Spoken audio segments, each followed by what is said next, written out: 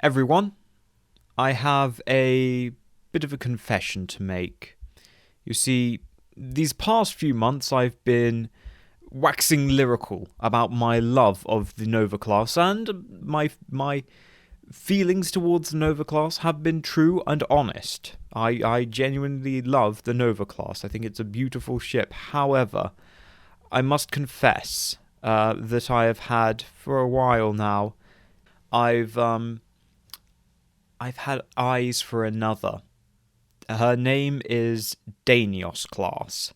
She's, a younger, hotter model. I'm sorry. I'm sorry, I know we're meant to be above all that, but I mean the wings don't lie. She got some wings on her. And she got a mean face. And I like it. So yes, I must confess that I have been all this time, for the past month, I've been having an affair with the Danios class. I just thought I should, let that air publicly, let everyone know, full disclosure, that I have been seeing the Danios behind the Nova's back. I'm not sorry. So yeah, today we're looking at the Danios class Warbird. Genuinely, yes, this has become one of my favourite Warbirds. So we'll get into it. First of all, I want to shout out those dirty dogs at the 4th Combined Fleet who introduced me to Danios.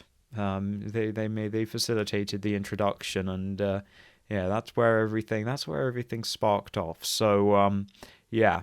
It wasn't me, Nova. It was the boys at the 4th Combined Fleet. Blame them. So we're going to talk about the Danios class. So let's get into it, and I'm just going to talk about it and why I love it. So behind the scenes, it was created for Star Trek Online back in 2013. That's almost 10 years ago now. It was cast as a new ship for the Romulan Republic. It fits. It's much less sort of mean and aggressive looking than the sort of the Warbirds of the Empire. Although, again, look at that face, though. That's a face. A lot of people ask me about it and ask how it's a Lost Era ship. And is it a Lost Era ship? I didn't know it was a Lost Era ship. Searching things up in Google, no evidence for it to be a Lost Era ship. And then I worked out what it was. I've Chinese whispered myself into making a Lost Era ship. So me, several years ago, when I made the first season of Wings of Romulus, I described the Danios as a Lost Era vessel. And actually, I stand by what I said back then. And I think what I said back then was probably shaped by the fact that the actual ship that's meant to be from the Lost Era is the Daelin. And looking at the Daelin, and it's just like, no, that ain't it. That ain't a Lost Era ship. So I think I probably looked back then and said no. But the Danios, that fits better. So that's why I called it a Lost Era ship back then. And then I forgot about what I said, because I do that. And here we are now, and I'm like, yeah, no, it is a Lost Era ship. It does actually make sense for a Lost Era ship. So that's why I cast it as a Lost Era ship. And though we didn't see it in the Kittimer Massacre video, it is around in that period. So in a nutshell, that's the origins of that's the behind the scenes of the Danios, and I am moving out and taking everything I own and leaving the Nova for Danios. So, why did I fall in love with the Danios? Well, for one, we experimented a lot with putting various color schemes on the Danios. It's an old ship by Star Trek Online standards, it's 2013, so a lot of the skins and textures aren't necessarily up to scratch, and we really struggled to find a fitting sort of next generation era color scheme that worked for me. But in the process of experimenting with different textures and colors, what we eventually got to was that actually it fit really well with the TOS white and orange. Now, in reality, I think probably you wouldn't actually have the majority of Danios being in white and orange. I think it would be a prototype that would be the white and orange. But it fits so damn just Just look at it. Is that not just the sex? I mean, just look at it. I mean, it's just perfect with that color scheme. That color scheme does not translate to later Warbird designs. It actually didn't translate. We experimented, I think I mentioned this before, with giving the Nova that kind of TOS style color scheme, and while it works original style Nova, it doesn't work on the more textured and complex and bulky design that we came out with. It's interesting, but it certainly doesn't fit as well as the darker color schemes do for the Nova. And generally I would say that applies to most Romulan Warbirds, is that because they're so big and textured and large, the white and orange color scheme doesn't actually fit them very well. But the Danios is an exception because the shape, it is very simple, very elegant, very smooth and clean and aeronautical and just swooping, flowing, just gorgeous shape. Just hits all the right spots. Design-wise, you could see a lot of common, less so with other Romulan capital-grade ships.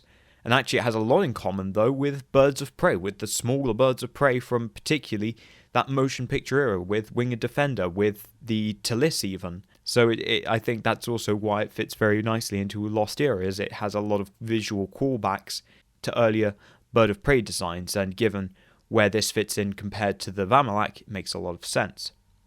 So, as I say, it fits very nicely in the Lost Era. It contrasts very nicely with the Vamalak.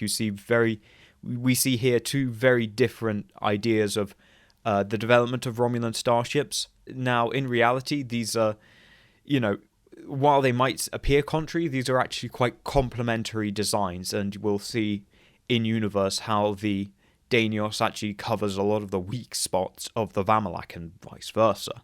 In universe, it was built by Kez-Kachar, and it came about 60 years after the Vamalak. So basically, the Vamalak comes out, and then they realize that there's all these problems with the quantum singularities, so on and so forth. So the Romulan government says, well, we want something that is effective now. So pretty shortly after the Vamalak comes out, Imperial High Command issues the requirement. Kez-Kachar jumps on this as a way to get ahead of their competitor and get into the Warbird game, which is the new thing that the Imperial Navy is interested in. Imperial Navy is still interested in other types of ship, but if you say you've built a Warbird, you're really putting yourself out there and showing, you are at the forefront of technology and design. It actually functions on a more reliable compression warp drive, an antimatter drive, which of course has limitations and implications for its range. It is quite short range, but it is very fast and is a very good hunter-killer. It's very good at hunting down and destroying smaller vessels. It's especially good in its matchup against the Cavort. Now, I'll stop here to sort of note that it actually does fit with a lineage of Romulan ships, that being the battlecruiser derivations. If you consider the Vamalak to be a battleship, a light battleship admittedly, but a battleship of its day, you can definitely see, okay, while genetically there is no shared material, it's still functioning as a battlecruiser next to the Vamalak.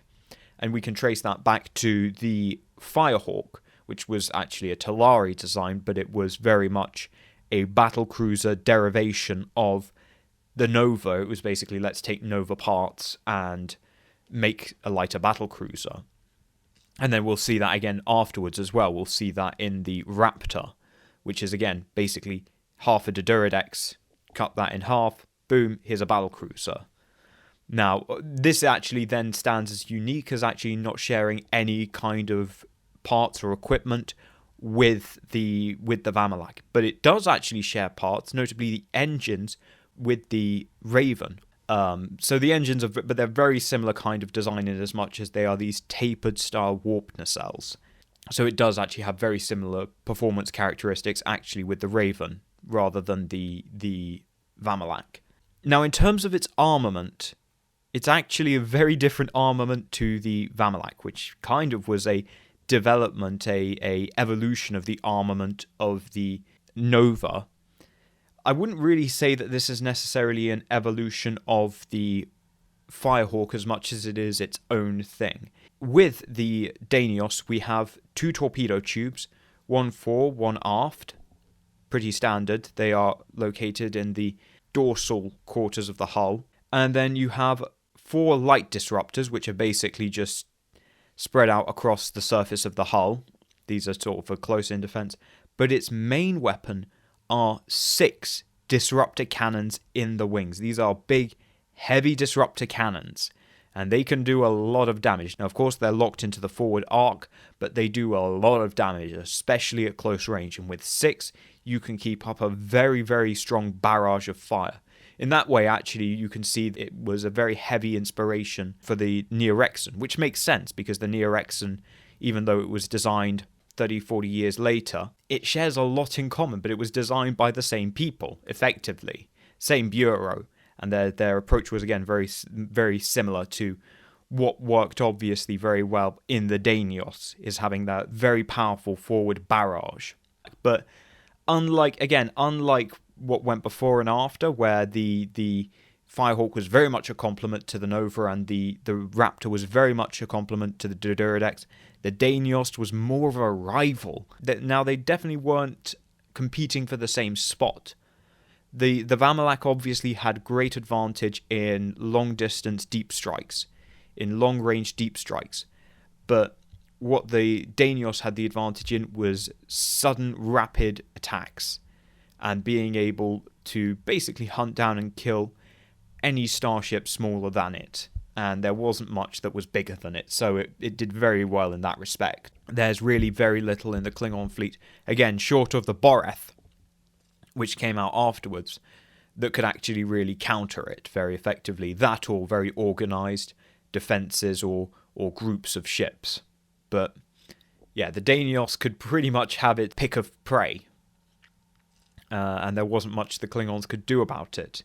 However, it was very much kept away from Federation eyes, largely because of its relatively primitive technology. They knew that it wasn't going to do as well against the most modern starship classes. This was a stopgap. This was while they were developing true warbirds with quantum singularities.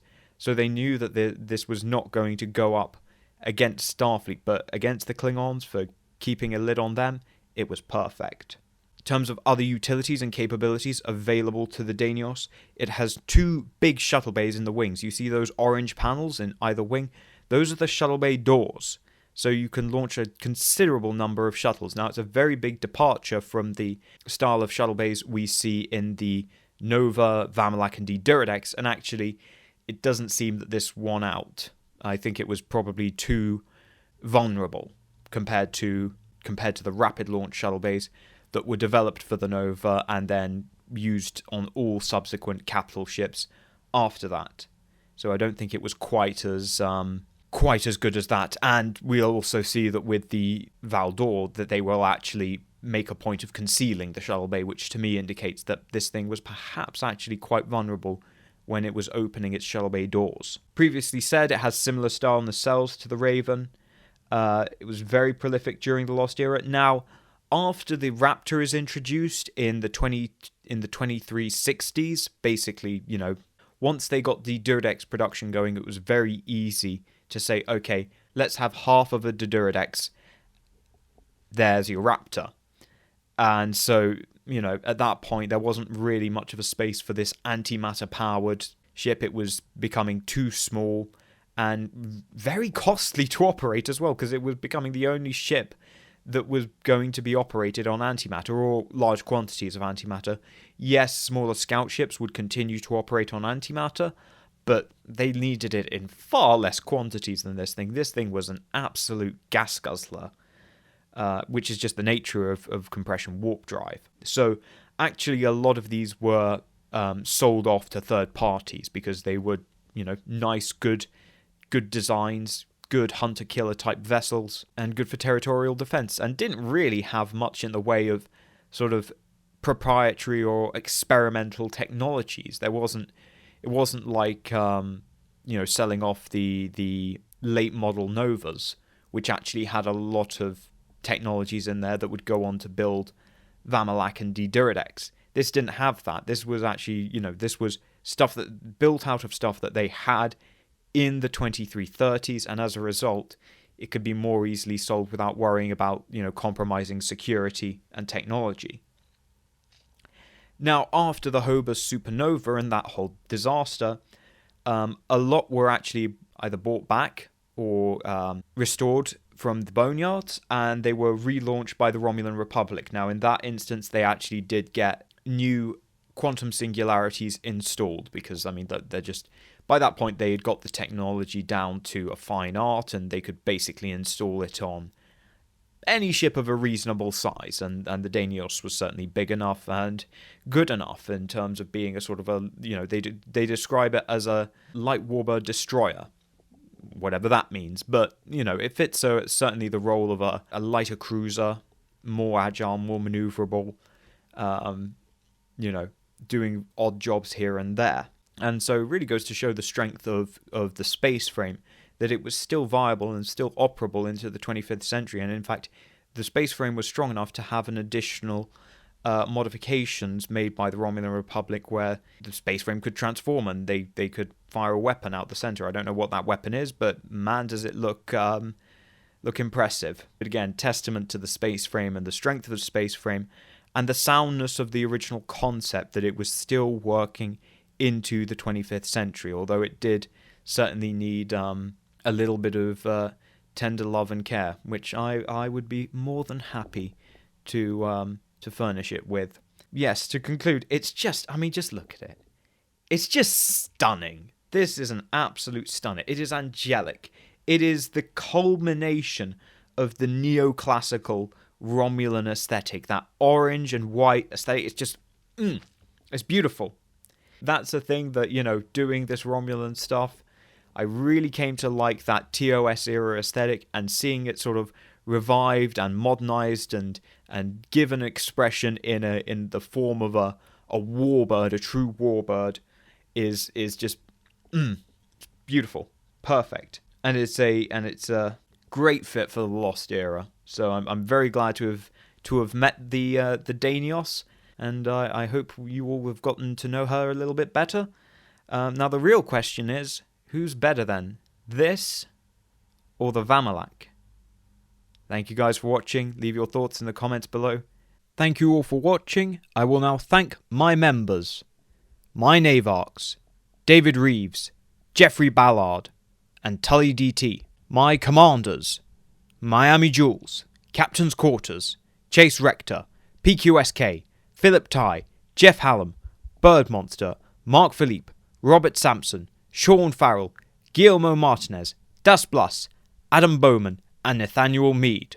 And I salute my Centurions, Pendlebury, BOS Domestic Disputes, Marcus Hall, Paul Lash, Julian Arnott, Freedom Trooper, Ococatum Quesesto, Squadra Corse, and Gabe Logan. And I welcome all my new sub-lieutenants.